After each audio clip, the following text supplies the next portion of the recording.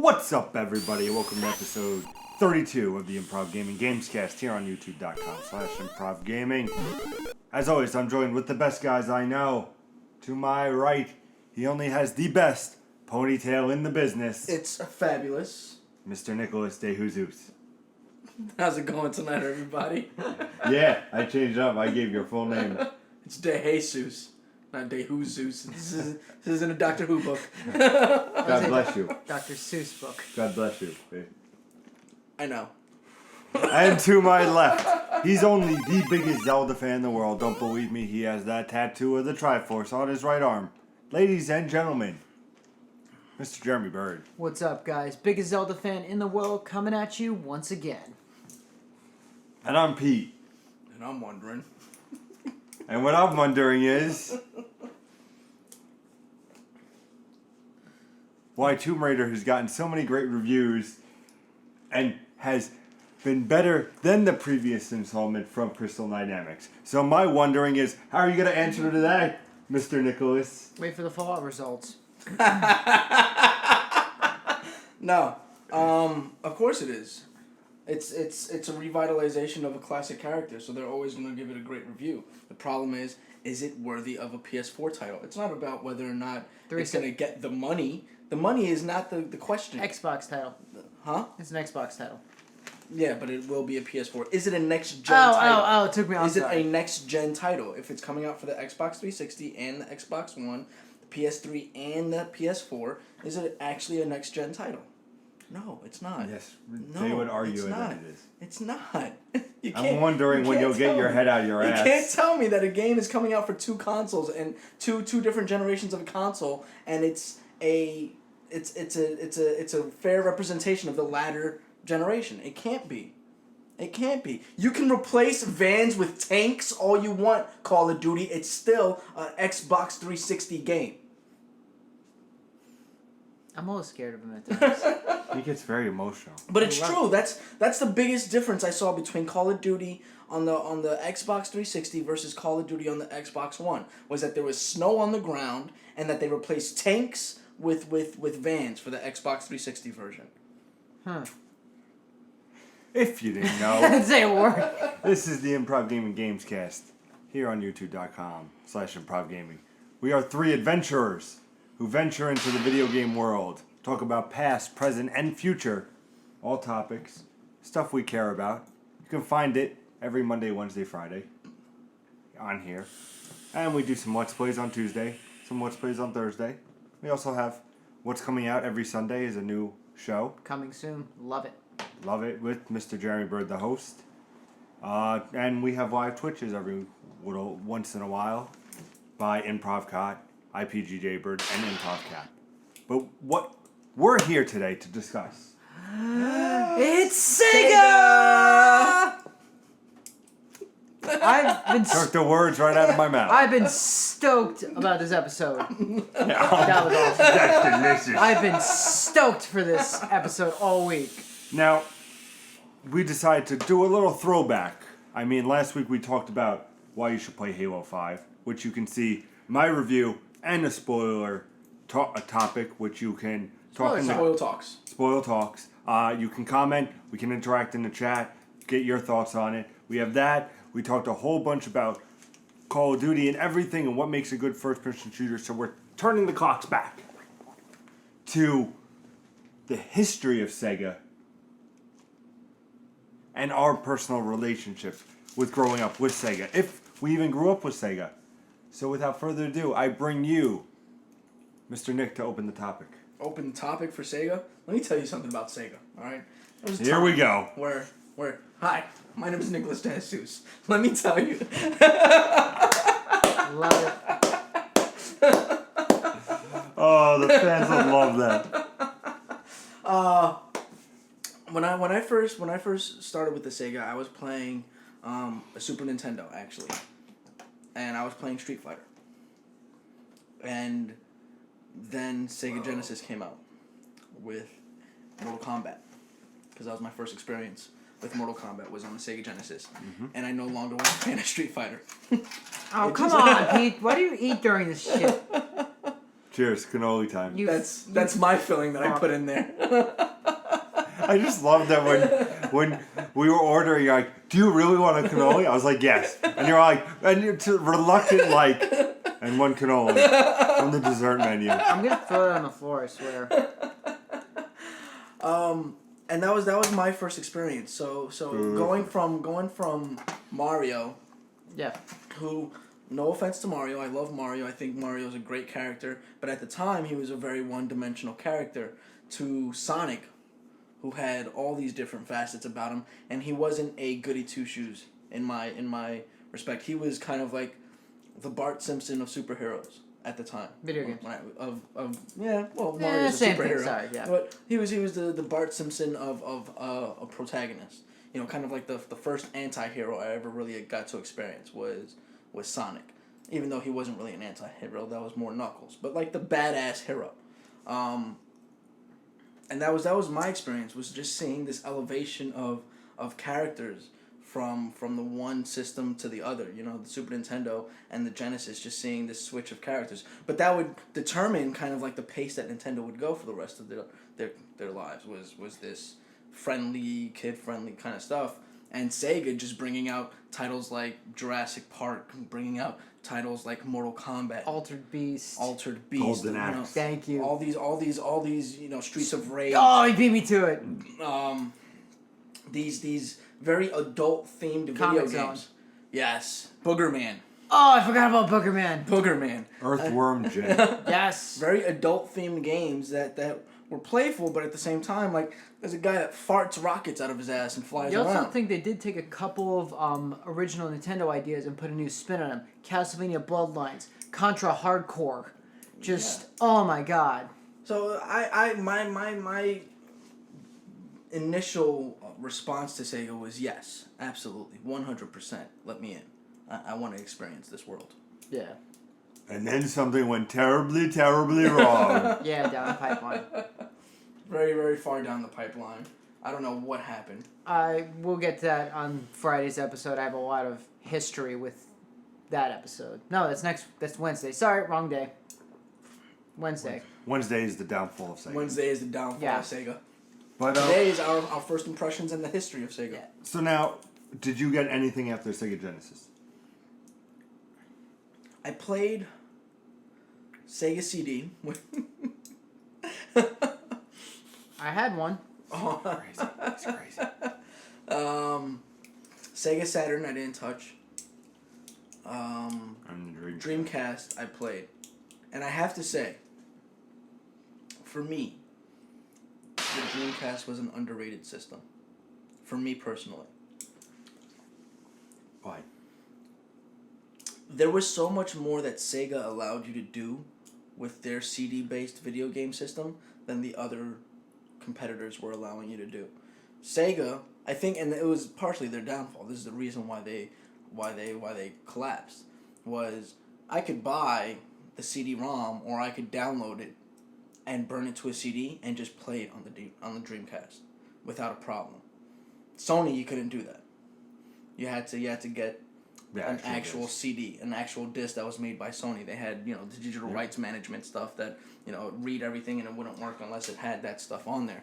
But Sega allowed you to just burn discs after disc. My buddy has, to this day, remember those old-fashioned CD cases that had like 6 CDs, like 12 CDs in them? I still and have. they were like big like that, like it was like a fucking Bible. To this day, he has one of those filled with Sega Dreamcast games. Wow. Does he still have his Dreamcast? Yeah.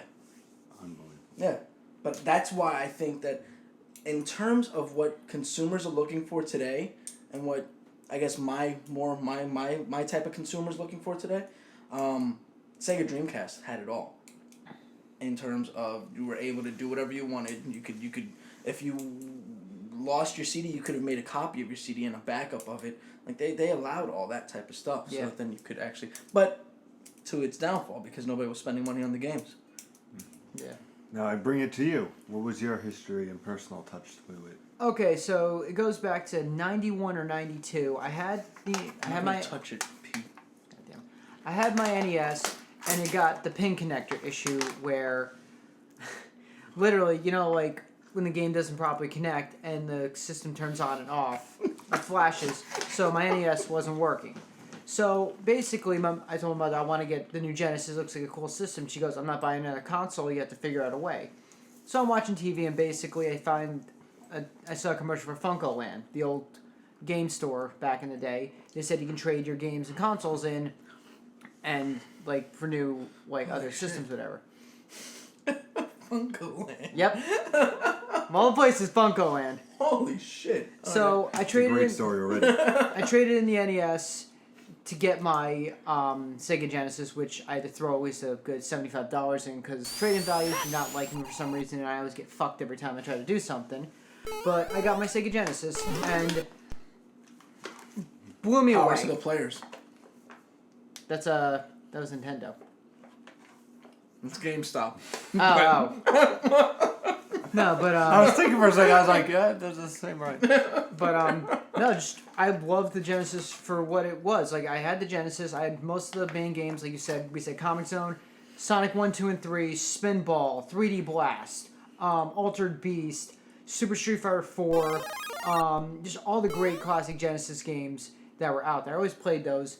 The thing was, I didn't actually have a Sega CD, but I played it at my friend's house, and I played Sonic CD, which in my opinion is my personal favorite Sega Sonic game, because it's just that good. You introduce Metal Sonic and all this other stuff, and then comes, like you said, the great underrated Dreamcast, which I'm not gonna lie, I wish that system had lasted.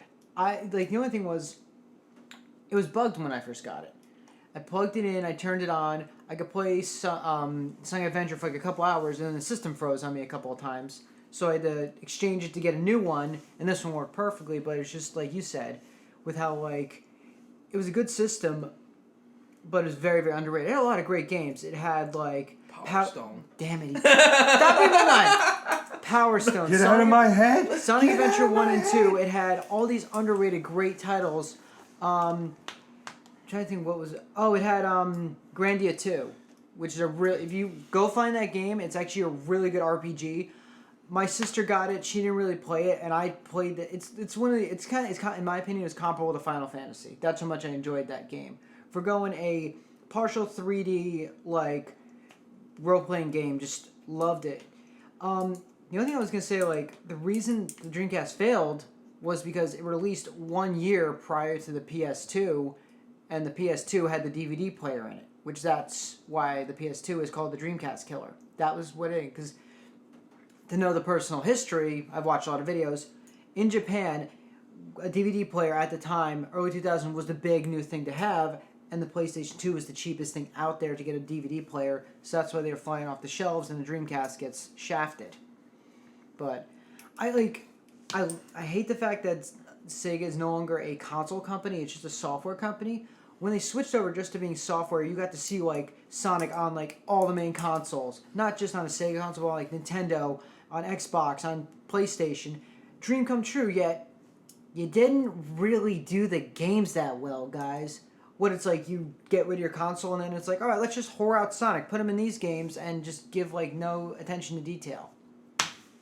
I said that's more for. We'll get into Downfall, that more but on that's Wednesday. just oh man, I just really do wish that Sega had not folded. They bent Sonic over. They did. And Robotnik'd him. Yeah, they did. Hello. My name is Peter Anderson. Let me tell you a little something about Sega. Sonic and Tails. Tails is yellow. No. Okay, so Not this game again. This is my history with the Genesis, and we've touched on this a couple times during the show, or past shows. I had the Nintendo, and by the way, this cannoli is fucking fantastic. Is it really? Yeah, it's actually a little really too good. creamy. It is, but the cream, it's not your cream, but it's close enough. I'm just gonna say this, I just think it looks a little creamy. It's not for me, it can only supposed to be a frothy kind of I'm just gonna say this. Yeah, it has to be a little bit harder. Yeah. After I saw Van Wilder, I would never eat a cannoli again. Oh God, thank you for that. You're Hold welcome. on. Let me just take a bite. You know, my friend works over at the place that we got this from, right? Oh, you sick fuck. Delicious. Okay. 1 second. Finish the food in your mouth. I was gonna say, one other thing about Sega was I was impressed with that. When they came out with the Genesis, they tried to take down Nintendo. Like I said in Coming Soon, their campaign was Genesis does what Nintendo don't. Blast processing, all like this top main new console. They tried, but could close, but couldn't get the brass ring. Coming out on youtube.com/improvgaming. But when I was growing up, I had the NES. And I liked it. You know, you had your Super Mario Brothers 3, Adventure Island, stuff that Darkwing Duck. Oh. R.I.P. Duck. And then everybody's like, oh, the Super Nintendo. And I was like, you know what? I want to look at this system that's getting a lot of buzz and looks like it's something completely different. So I got a Sega Genesis. Some of the games I got was, of course... Because apparently when Pete was 5, he was this well-spoken. Yep. Damn right I was. You know what? I want something that has a little... I can imagine you with the full fucking beard.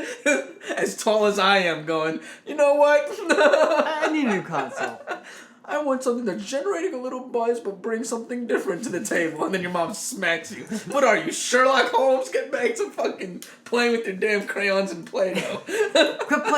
Keep playing your damn Mario.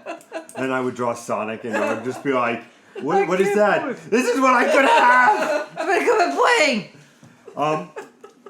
Like I said, when I had the Genesis, Mother, I have a postulate. I had Sonic 1, 2, 3, Golden Axe, which was one of my favorites. Oh Yes. my god, Golden Axe. But then you have to remember, you know, Super Nintendo had Lion King, but it was also on the Sega Genesis, Yes. and I enjoyed I that. actually played it on the Genesis. Yes, So did I. As did I. Also, Aladdin I played on the Genesis, Yes. which I enjoyed. Yeah, so did thoroughly. I. That's actually it's a weird trend. Disney movie games and Genesis, hand in hand. I mean, I played Rambo, which was cool. Also, and then you have like Earthworm Jim. Oh, Earthworm fucking Jim. And Dr. Doctor Robotnik's Robo Machine. Mean Bean where it was, Machine. Like, Mean Bean Machine, which was that Tetris thing. Oh, yeah. It's fantastic. No, I didn't like that. Because I looked at it and I'm like, nah, I don't think I it's got a good. collection actually that had Sonic 1, 2, the Machine, and I want to say Sonic CD, but I'm not positive on that. But it had those, and like you could choose between the 3 games. It was just, I enjoyed the Genesis so much where when my original Genesis broke, I bought a new one that was that little really small square thing. And I still have it. I wasn't a fan of the Genesis 2 as it was called. It was the I slimmed had the down 3, version. I think. Oh, yeah, the 3 is the little tiny one. Yeah, I so. had the 3, which was cool, you know, and I ended up getting that. But then I didn't get the Sega Saturn, and then the Dreamcast came, and my buddy had it. We played a whole bunch of Crazy Taxi. That was the game Oh, I to get forgot for about it. Dreamcast. Was Crazy See, Dreamcast Taxi. was a very arcade-inspired Yes. console. There was a lot of arcade, Power Stone, Crazy Taxi, a lot of those games that Time Crisis, I think, was on it also. Yeah. I think. I'm not sure. I believe you're right, but never. Besides that, the Dreamcast for me. Oh, I forgot. I was gonna say they also had Marvel vs. Capcom on there. That's Yeah. So it's so astonishing how, compared to the other developers that were out there, you were actually able to bring arcade games into your home in this little device. yep. And it still And it actually looked pretty fucking they good. looked fucking phenomenal. And it still failed as a console. I mean, it should have been It should have been a the top. beast. Yeah. It should have been a beast. But I mean, that's really my history with Sega, you know. And then obviously you play now on the game on Nintendo and PlayStation, Xbox. You have all that stuff. But for the most part, Genesis was where it's at. You know, it's just. I got one title for you guys for Genesis. What's up? NBA Jam. Yeah. Yeah. Boom shakalaka. Like at one point you could honestly see that there was a chance Sega could knock out Nintendo. Yep. But I feel that the edge that it got was Nintendo was released first, and that was it. And then when the Genesis came out around the Super Nintendo, Nintendo was already established, so people would want to go, no, Super Mario World looks amazing, I want to play this. And it overshadowed the Genesis, which the Genesis still did good, but as you saw things evolving, you know, it just... I was gonna say, with that point, the question was, do you want to play another Mario platformer, which looks very bright and colorful, or do you want to go full speed, ripping through levels, as this new blue hedgehog? That's what the big question was. And but we'll get in. We're closing on this episode. We're going to be talking about the downfall of Sega because I have a lot of things to say. Oh, do I have a shit ton? But what is your personal history? Are you above the age of 10 where you could talk about your personal history with Sega Genesis and all that? Let us know what you think in the comments. What did you remember? What game touched you and made you a Sonic believer or a Sega believer? You know? And if you aren't of the age to have ever played a Sega, do you even know what it is? Go get a Sega Genesis. Do your parents talk about it over the campfire? Dinners and stuff like that, and you just go, "Oh, old people. Old people. I'm gonna go Instagram now." You know what's funny? 16 bits? What the fuck are 16 bits? When I talk to some younger fans, they say, oh, Sonic's terrible. It's all in this 3D space, and I'm like, no, you have to remember. Play the back 2D. in the day, it was 2D and it was great. I loved when they came out with Sonic 4, and it was episode 1 and 2 that they came out. Because it brought back that and updated graphics and everything and that color, and it was just so much fun. It's definitely something to check out. Is definitely Sonic 4 episode 1 and 2 and Sonic Generations, but we'll get into that. Oh, I love Generations. The last great Sonic game, I believe. One of them. Well, Sonic Colors. Okay, well, let's not get carried away. Shut up. But if you want to hear the downfall of Sega, make sure you stay tuned for Wednesday's episode where we talk about the downfall of Sega.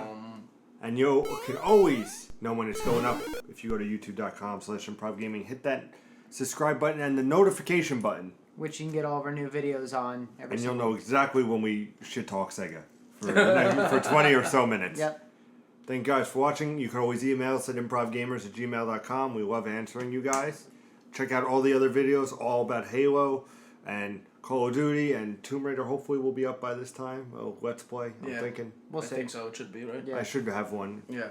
But as always, motherfucking game on. My turn.